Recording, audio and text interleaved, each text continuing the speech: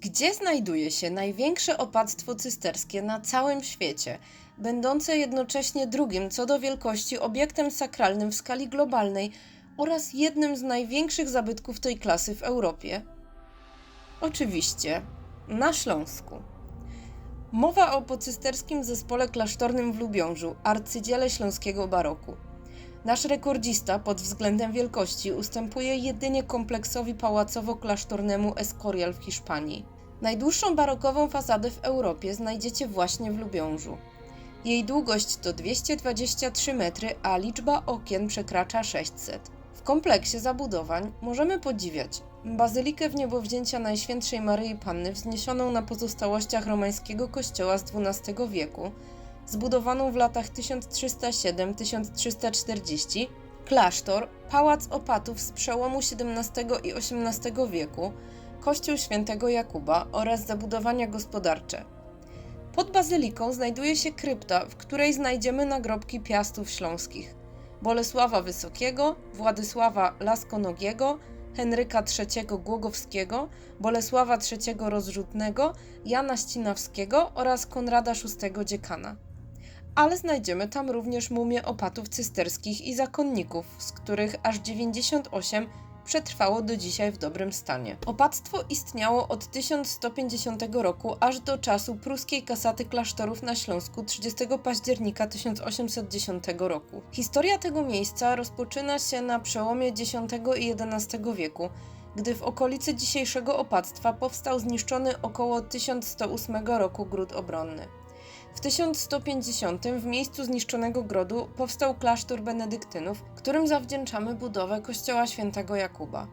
Benedyktyni opuścili Lubiąż w 1163 roku, a w ich miejsce przybyli cystersi, sprowadzeni z forta nad Salą w Turyngii przez księcia śląskiego Bolesława Wysokiego.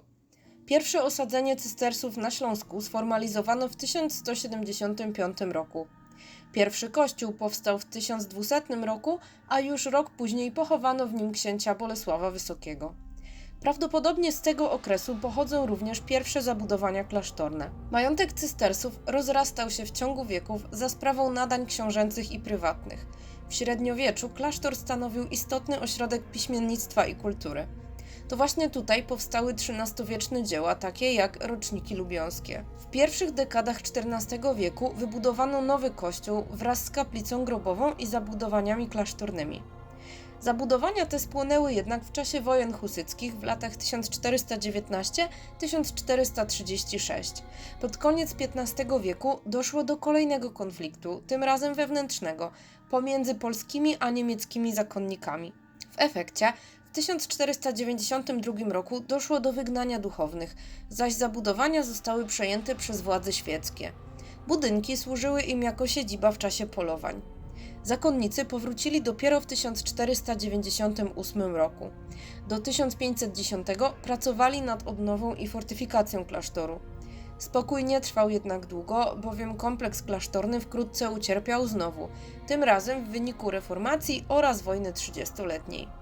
Szczególnie dotkliwą konsekwencją tego drugiego konfliktu była grabież biblioteki i archiwum, których zbiory wywieziono do Szczecina, gdzie spłonęły w 1679 roku. Odnowa kompleksu w stylu barokowym, który znamy do dziś, rozpoczęła się dopiero w 1649 roku za sprawą zakończenia działań wojennych oraz dzięki wprowadzeniu opłaty ekonomicznej przez opata Arnolda Freyberga. To właśnie Freyberg sprowadził do Lubiąża śląskiego Rembrandta, Michaela Wilmana, urodzonego w Królewcu i zmarłego w Lubiążu malarza, rysownika, grafika oraz freskanta epoki baroku.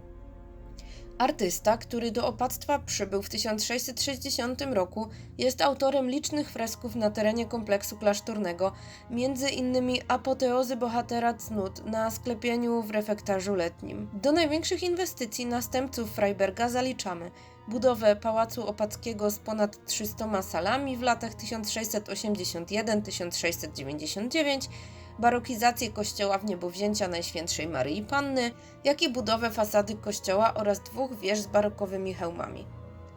Polichromię oraz wiele fresków letniego refektarza wykonał w 1733 roku Felix Anton Scheffler, nadworny malarz biskupa Filipa von Zinzendorfa. Zdobienia biblioteki wykonał w latach 1734-37 Christian Bentham, holenderski artysta tworzący w Czechach i na Śląsku. Ten sam artysta stworzył także plafon w sali książęcej, będącej absolutną perłą całego kompleksu. Autorem rzeźb w Ogrodzie Opackim oraz w sali książęcej jest aktywny na Śląsku i w Czechach rzeźbiarz Franz Mangold. Rzeźby pochodzą z lat 1737-1739.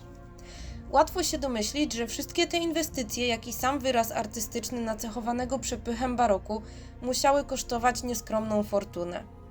W czasach władzy Habsburgów na Śląsku zakony miały się wręcz świetnie, trwając w ekonomicznym raju. Tworzyły swoiste państwo w państwie. I tak cystersi z biegiem lat pomnażali swój nieprawdopodobny majątek. Nic nie trwa jednak wiecznie. Większość Śląska dostała się pod władanie Prus, będących w ciężkiej sytuacji finansowej z uwagi na kontrybucje narzucone przez Napoleona. Na mocy traktatu w Tylży z 9 lipca 1807 roku Prusy zostały zobligowane do wypłaty reparacji wojennych w wysokości 154 miliona franków. 30 października 1810 roku król Friedrich Wilhelm III wydał dekret dotyczący likwidacji zakonów w całym państwie pruskim, jednak jedynie na Śląsku zrealizowano go niezwłocznie i całkowicie. Likwidacja zakonu cystersów w Lubiążu poskutkowała zniszczeniem wielu zabytkowych obiektów. W odmętach historii przepadł klasztorny księgozbiór. W dawnym klasztorze utworzono szpital, najpierw wojskowy, a od 1823 roku psychiatryczny. Losy Starego Opactwa w czasach II wojny światowej są naznaczone kolejnymi tragediami, ale i tajemnicami. Po rozpoczęciu konfliktu w murach dawnego klasztoru utworzono obóz dla przesiedleńców z północnej Bukowiny i Besarabii, a następnie dla przeciwników reżimu nazistowskiego wywiezionych z Luksemburga. Reporter i podróżnik Tomasz Bonek wspomina, że w dawnym Klosterloibus mieściła się filia firmy Telefunken, przedsiębiorstwa powstałego z połączenia Siemens und Halske i AEG. Za murami klasztoru miały toczyć się badania nad radiolokacją i półprzewodnikami, dzięki czemu po wojnie udało się skonstruować tranzystor. W 1945 roku klasztor został splądrowany i zdewastowany przez Armię Czerwoną. Sowieci zbezcześcili trumny śląskich piastów, a insygnia władzy najprawdopodobniej zrabowali. W 1948 roku czerwonoarmiści opuścili Lubiąż, a w klasztorze urządzono wojskowy szpital psychiatryczny. Od 1950 we wnętrzach klasztoru rozpoczęto składowanie ksiąg oraz zbiorów muzealnych.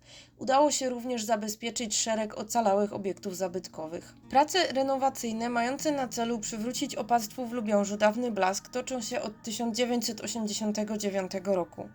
Są efektem starań działaczy Wrocławskiej Fundacji Lubiąż. Obecnie fundacja współpracuje z Muzeum Haus Schlesien w Königswinter, wspólnie organizując na terenie klasztoru wystawy poświęcone kulturze i historii ziemi śląskiej.